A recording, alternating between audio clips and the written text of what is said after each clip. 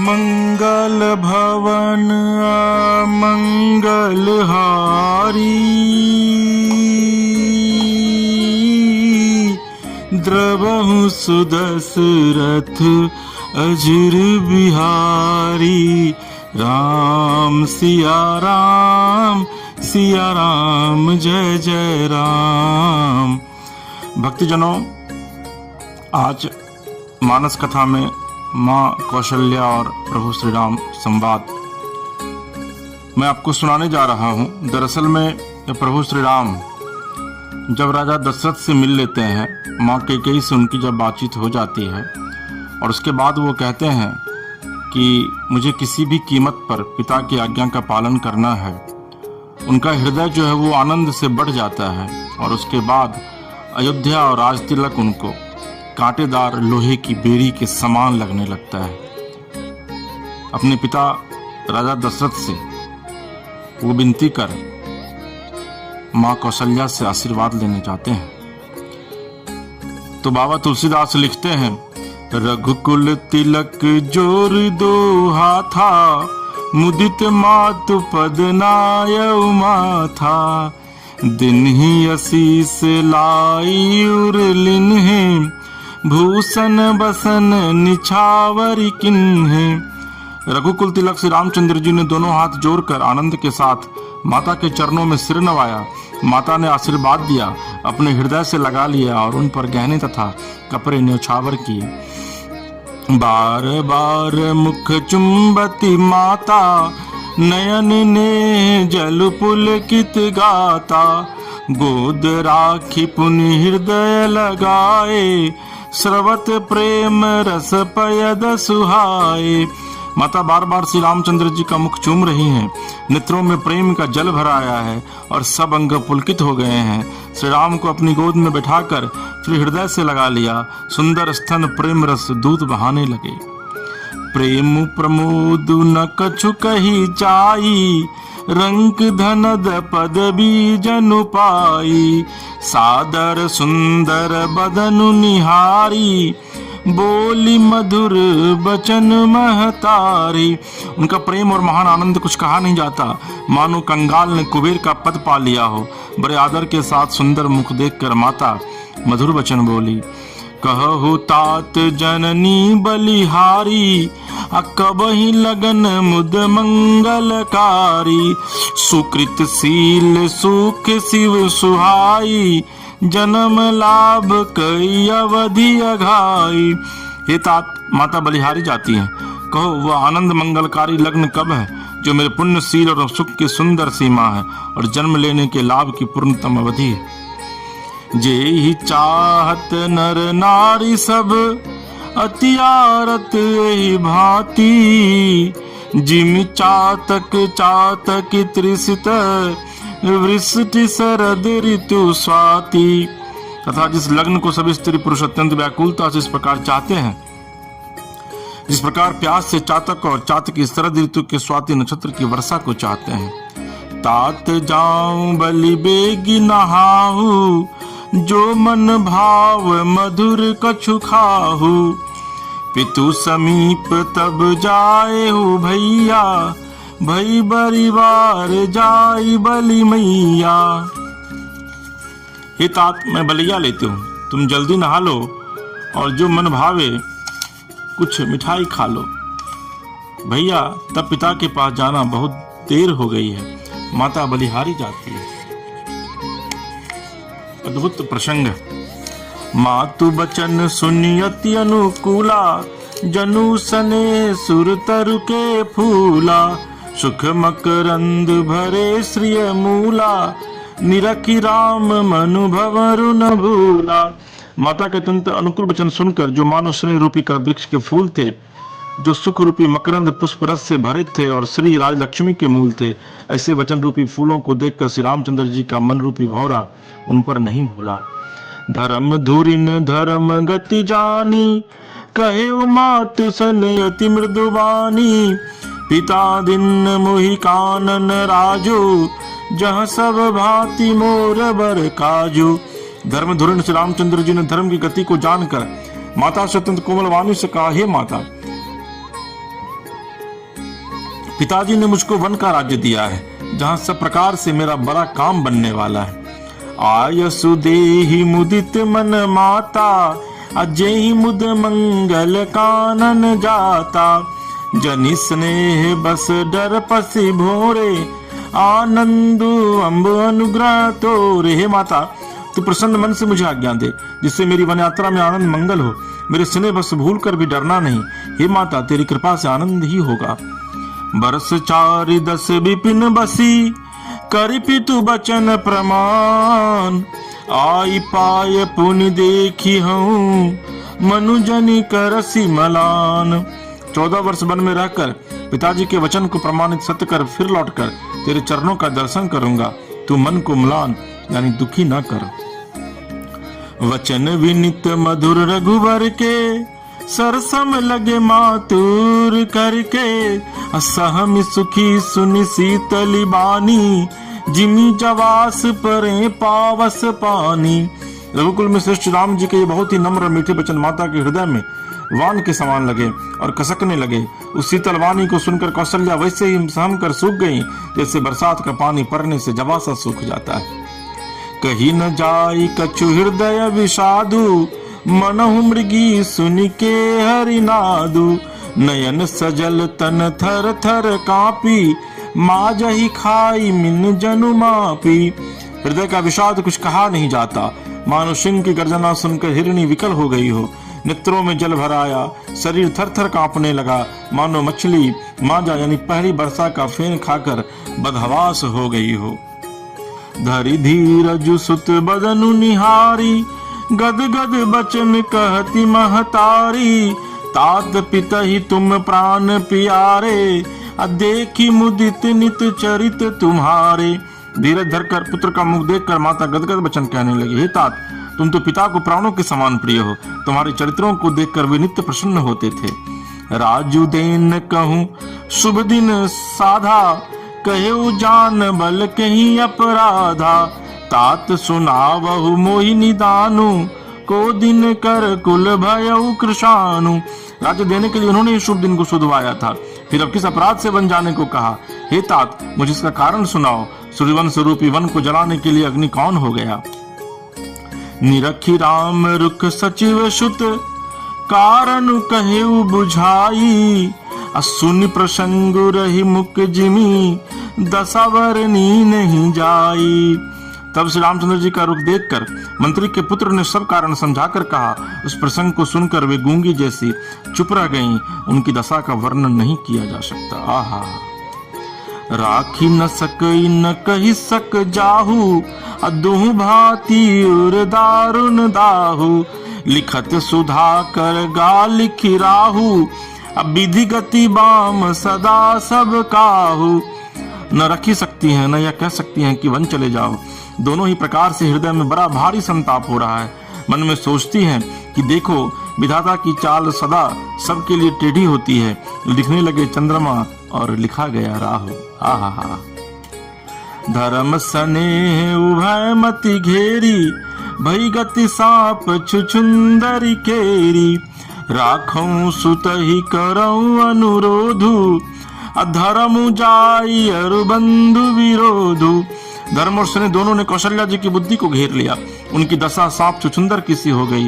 वे सोचने लगी कि यदि मैं अनुरोध हट करके पुत्र को रख लेती हूँ तो धर्म जाता है और भाइयों में विरोध होता है। कहूँ जान बन तो बरी हानि, असंकट सोच विवश भई रानी। बहुरी समुझती धर्म सयानी, राम भरत दो सुत समझानी। और यदि वन जाने को कहती हूँ तो बड़ी हानि होती है। इस प्रकार के धर्म संकट में पड़कर रानी विशेष रूप से सोच के वश में हो गई। फिर बुद्धिमती कौशल्या जी स्त्री धर्म पतिव्रत धर्म को समझकर और राम तथा भरत दोनों पुत्रों को समान जानकर सरल सुभाव राम महतारी, बोली बचन धीर धरी भारी।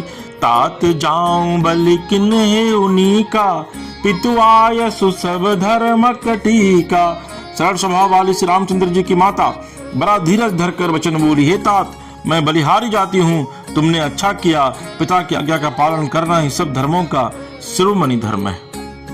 राजू देन कही दिन बनू, मोहि न सो दुख लेसु। तुम बिनु भरत ही भूपति, अप्रजा ही प्रचंड कलेसु।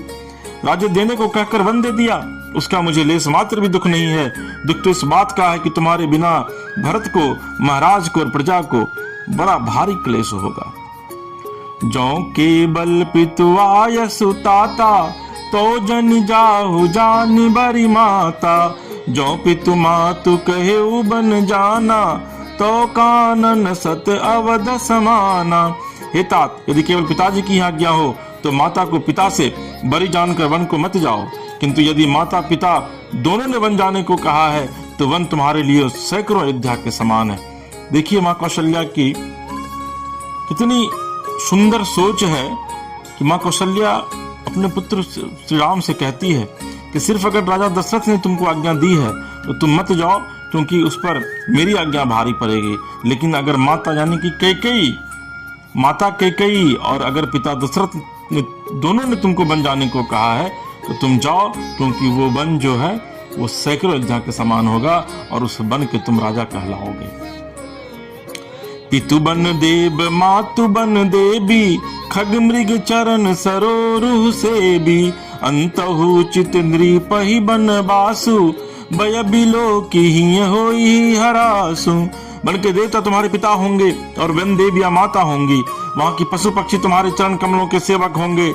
राजा के लिए अंत में तो वनवास करना उचित ही है, केवल तुम्हारी सुकुमार अवस्था देखकर हृदय में दुख होता है।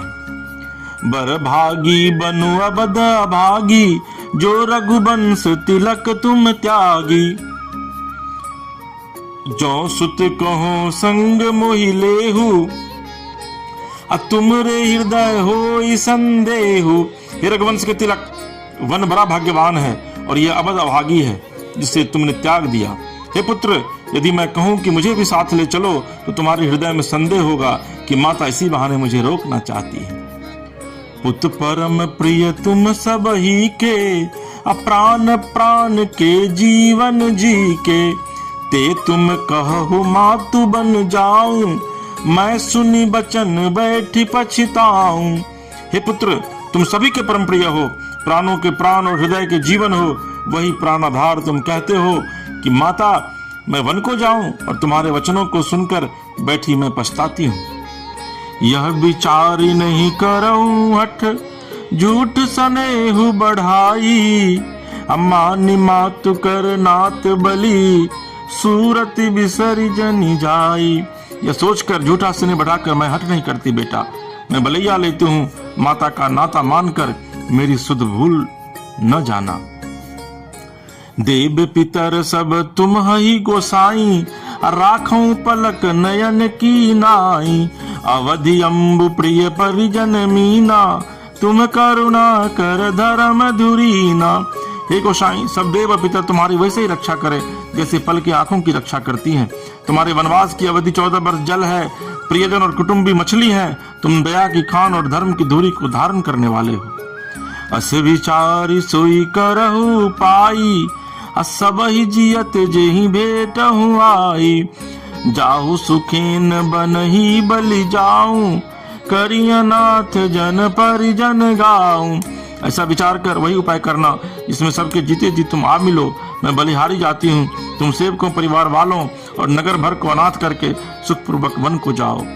सब कर आज सुकृत फल बीता, भयउ कराल कालु विपरीता। बहु विधि बिलप चरण लपटानी, अपरम भागिनी आप ही जानी।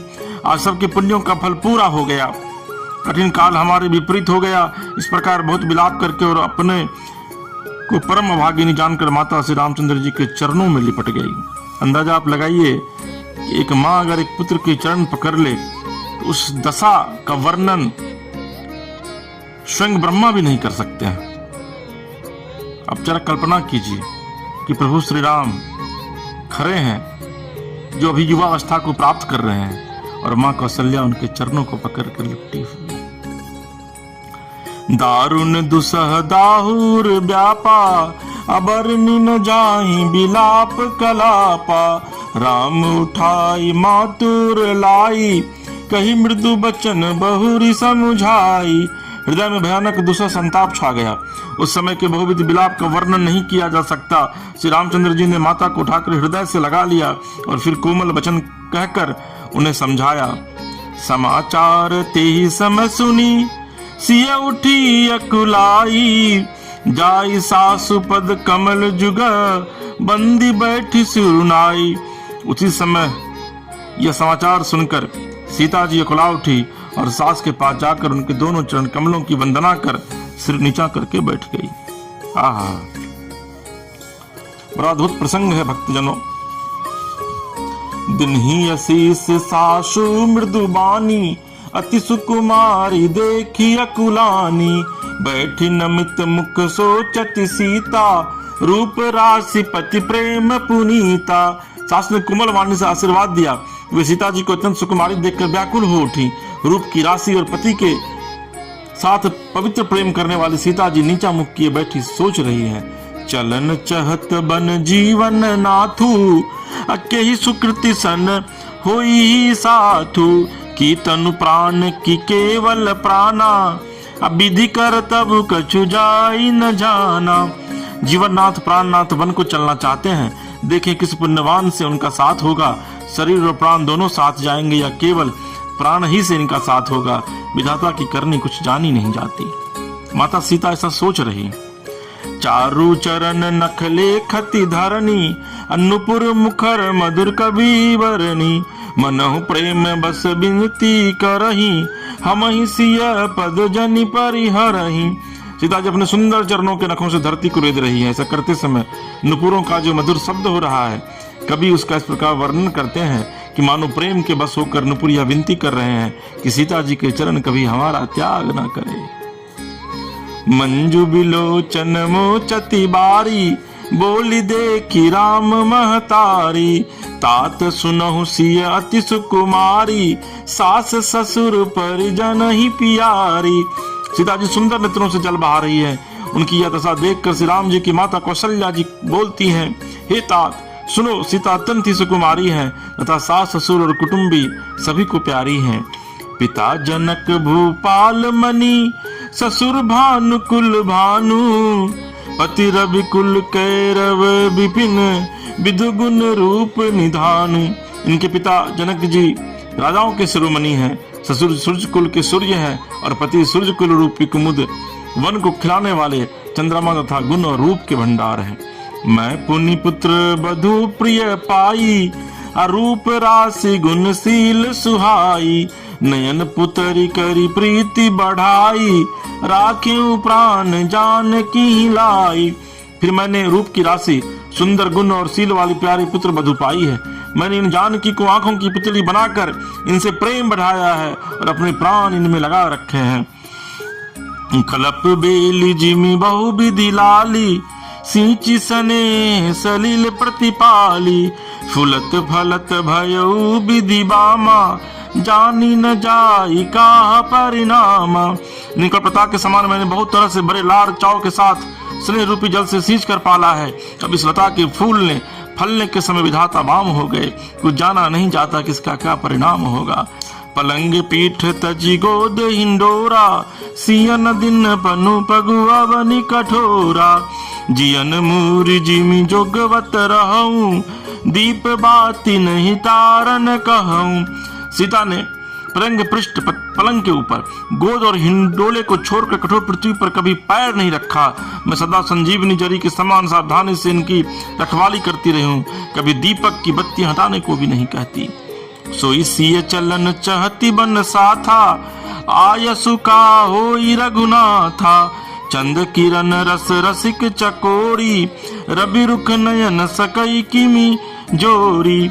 वही सीता तुम्हारे साथ वन चलना चाहती है। हे रघुनाथ, उसे क्या आज्ञा होती है? चंद्रमा की किरणों का रस अमृत चाहने वाली चकोरी सूरज की ओर आंख किस तरह मिला सकती है?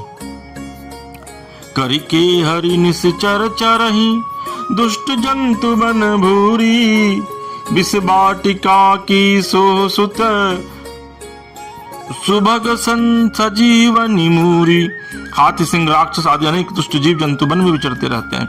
हे पुत्र, क्या विष की वाटिका में सुंदर संजीवनी बूटी शोभा पा सकती है? बन हित कोल की रात किशोरी, रचि बिरंचि विषय सुख भोरी, अपाहन क्रीम जिम कठिन सुभाऊ, तिन्हई कलेश न कानन काऊ। वन के लिए तो ब्रह्मा जी ने विषय सुख को न जानने वाली कोल और भीलों की लड़कियों को रचा है, जिनका पत्थर के कीड़े जैसा कठोर स्वभाव है। उन्हें वन में कभी क्लेश नहीं होता। कह तापस तिय कानन जोगु, जिन तप हेतु तजा सब भोगु, सिय बन बसी तात के ही भांति, चित्र लिखित कपि देखी डेराती। अथवा तपस्वियों की स्त्रियां वन में रहने योग्य हैं, जिन्होंने तपस्या के लिए सब भोग तज दिए हैं। हे पुत्र, जो तस्वीर के बंदर को देखकर डर जाती है, वे सीता वन में किस तरह रह सकेंगी। देखिए, माँ कौशल्या की चिंता लाजमी है, क्योंकि कोई भी सास माँ सीता जैसी बहू या फिर कैसी भी बहू हो, वह कभी नहीं चाहेंगी कि वो ब्याह करके घर लाई गई है और उन्हें 14 वर्ष के लिए राजमहल का, ससुराल का परित्याग कर वन में रहना पड़े। सुरसर सुभग बनज बनचारी, डाबर जोग की हंस कुमारी, अस विचारी जस आयसु होई, मैं सिख देव जान की सोई। देव सरोवर के कमल वन में विचरण करने वाली हंसनी क्या गरइयों तलइयों में रहने की योग्य है? ऐसा विचार कर जैसी तुम्हारी आज्ञा हो, मैं जानकी को ऐसी शिक्षा दूं। जो सिय भवन रहे कहम्बा, मोहिका होई बहुत अवलंबा, असुनि रघुबीर मातु प्रिय बानी, सील स्नेह सुधा जनुसानी। माता कहती है सीता घर में रहे तो मुझको बहुत सहारा हो जाए।